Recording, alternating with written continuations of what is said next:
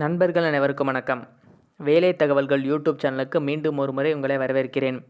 இந்த வீடியோவில் வந்து பார்த்தீங்கன்னா, மத்திய அரசில் ஒரு புதிய வேலை வாய்ப்புன்னு சொல்லிட்டு அறிவிச்சிருக்காங்க. ஸோ அந்த வேலை வாய்ப்பிற்கு யாரெல்லாம் விண்ணப்பிக்கலாம், அவங்களுடைய கல்வி தகுதி, வயது வரம்பு பற்றிய முழுமையான தகவல்களை தெரிந்து கொள்ள இந்த வீடியோவை கடைசி வரை ஸ்கிப் பண்ணாமல் பாருங்கள். இந்த வீடியோ உங்களுக்கு பிடிச்சிருந்தால் லைக் பண்ணுங்கள், ஷேர் பண்ணுங்கள். உங்கள் நண்பர்களுக்கு யாருக்காச்சும் யூஸ்ஃபுல்லாக இருந்துச்சுன்னா அவங்களுக்கும் ஷேர் பண்ணிவிடுங்க. இதுபோல் புதிய வேலை தகவல்களை உடனுக்குடன் தெரிந்து கொள்ள நமது வேலை தகவல்கள் யூடியூப் சேனலை சப்ஸ்கிரைப் செஞ்சுக்கோங்க. அப்படியே பக்கத்தில் இருக்க பெல் பட்டனை ப்ரெஸ் பண்ணிக்கோங்க. அப்போ தான் நம்ம அப்டேட் பண்ணுற வீடியோ உங்களுக்கு டெய்லி நோட்டிஃபை ஆகிட்டே இருக்கும். வாங்க இப்போது வீடியோக்குள்ளார போகலாம். மத்திய அரசில் வந்து பார்த்திங்கன்னா, national institute of pharmaceutical educational ரிசர்ச்லேருந்து வேலை வாய்ப்பு அறிவிச்சிருக்காங்க. இதில் வந்து பார்த்திங்கன்னா, இதுக்கு அப்ளை பண்ணுறதுக்கு ஸ்டார்டிங் டேட் பொறுத்த வரைக்கும் 5/10/2020 கடைசி தேதி என்னென்னு பார்த்தீங்கன்னா, அப்ளை பண்ண 4/11/2020 சொல்லியிருக்காங்க.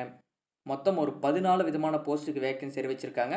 அது என்னென்ன போஸ்ட், எவ்வளோ வேகன்சி, அவங்களோட வயது வரம்பு, எஜுகேஷன் குவாலிஃபிகேஷன்லாம் வந்து பார்த்தீங்கன்னா, ஃபஸ்ட்டு ரிஜிஸ்டர் என்ற போஸ்ட்டுக்கு வேகன்சி விட்டுருக்காங்க. ஒரு வேகன்சியும் இது அன்ரிசர்வ்டுக்கு மட்டும்தான் சொல்லியிருக்காங்க. வயது வரம்பு மேக்ஸிமம் 45.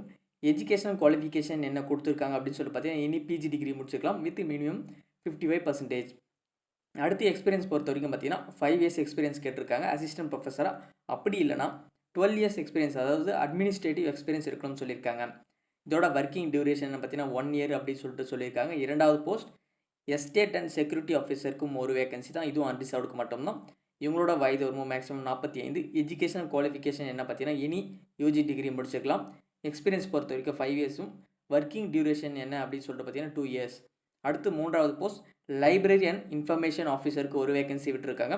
இதுவும் அன்ரிசர்வ்டுக்கு மட்டும்தான் சொல்லியிருக்காங்க. வயது வரம்பு மேக்ஸிமம் 40. எஜுகேஷனல் குவாலிஃபிகேஷன் என்ன அப்படின்னு சொல்லிட்டு பார்த்தீங்கன்னா, கிராஜுவேஷன், அதாவது யூஜி டிகிரி இன் லைப்ரரி சயின்ஸ் அப்படின்னா லைப்ரரி இன்ஃபர்மேஷன் சயின்ஸில் முடிச்சுக்கணும்.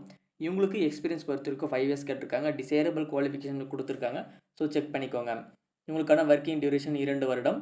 அடுத்து நான்காவது போஸ்ட் என்ன பார்த்தீங்கன்னா, டெக்னிக்கல் அசிஸ்டன்ட், அதாவது கம்ப்யூட்டர் செக்ஷனில் டெக்னிக்கல் அசிஸ்டன்ட்க்கு ஒரு வேகன்சி விட்டுருக்காங்க. இதுவும் அன்ரிசர்வ்டுக்கு மட்டும்தான். வயது வரம்பு என்னென்னு பார்த்தீங்கன்னா, மேக்ஸிமம் 35. எஜுகேஷனல் குவாலிஃபிகேஷன் பொறுத்த வரைக்கும் யூஜி டிகிரி இன் கம்ப்யூட்டர் சயின்ஸில் முடிச்சிருக்கோம். எக்ஸ்பீரியன்ஸ் வந்து பார்த்தீங்கன்னா 3 இயர்ஸ் கேட்டிருக்காங்க.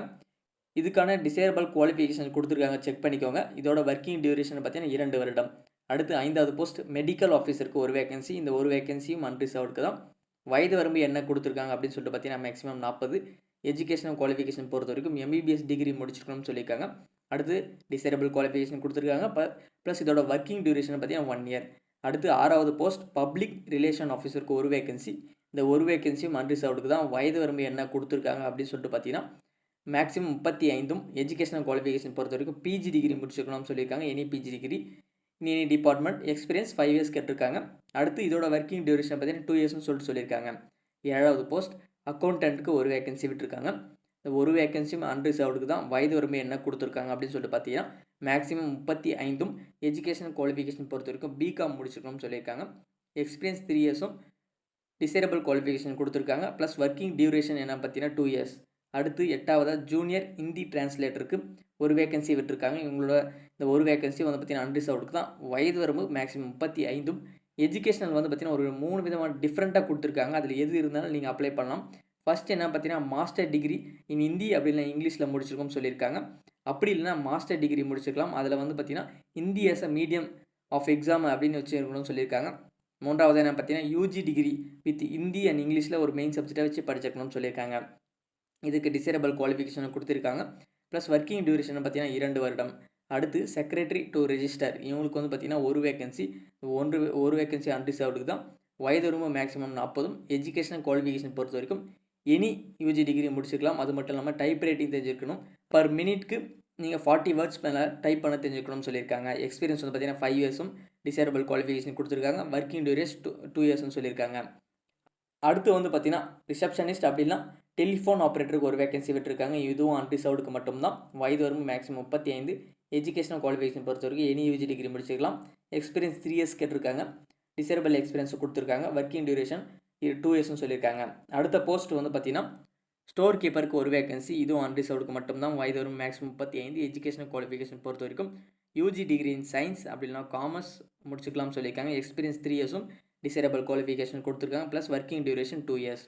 அடுத்து அசிஸ்டன்ட் கிரேட் 1க்கு ஒரு வேகன்சி அன்ரிசர்வ்டுக்கு. அதே மேக்ஸிமம் வயது 35. Educational qualification any UG degree முடிச்சுக்கலாம். Experience 2 years, desirable qualification plus working duration 2 வருடம். அடுத்து அசிஸ்டன்ட் கிரேட் 2க்கு வந்து 2 வேகன்சி விட்டுருக்காங்க.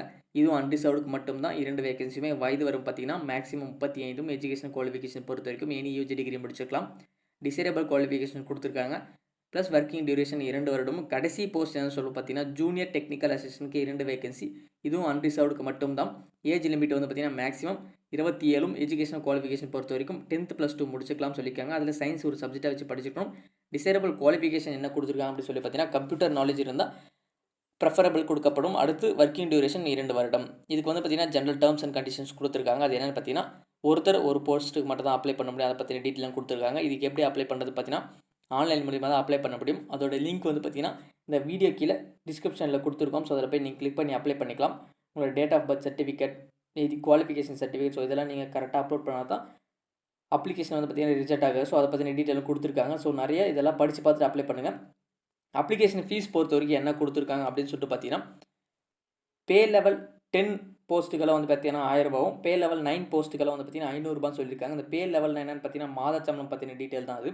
அது எங்கே கொடுத்துருக்காங்கன்னு சொல்லிட்டு பார்த்தீங்கன்னா நம்ம சொன்னோம்னா கொஞ்சம் லென்த்தாக போகும். ஸோ இந்த நோட்டிஃபிகேஷன் டவுன்லோட் பண்ணும்போது ஸ்டார்டிங்கில் இருக்கும் பாருங்கள் எந்தெந்த போஸ்ட்டுக்கு என்ன பே லெவல்னு சொல்லிட்டு அதை செக் பண்ணிக்கோங்க. அடுத்து வந்து பார்த்தீங்கன்னா அது கீழே இந்த டேர்ம்ஸ் அண்ட் கண்டிஷன்ஸ் கீழே என்னென்ன சர்டிஃபிகேட் என்னென்ன ஃபார்மெட்டில் இருக்கணும். அதாவது இது எஸ்சி சர்டிஃபிகேட், அடுத்து ஓபிசி சர்டிஃபிகேட் கொடுத்துருக்காங்க.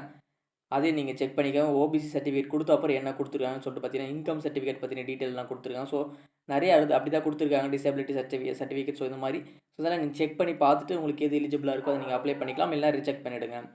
ஸோ இந்த வீடியோ உங்களுக்கு பிடிச்சிருக்கும்னு நினைக்கிறேன். பிடிச்சினா இந்த வீடியோவை லைக் பண்ணுங்கள், ஷேர் பண்ணுங்கள். உங்களுக்கு ஏதாச்சும் டவுட் இருந்துச்சுன்னா இந்த வீடியோ கீழே கமெண்ட் பண்ணுங்கள்.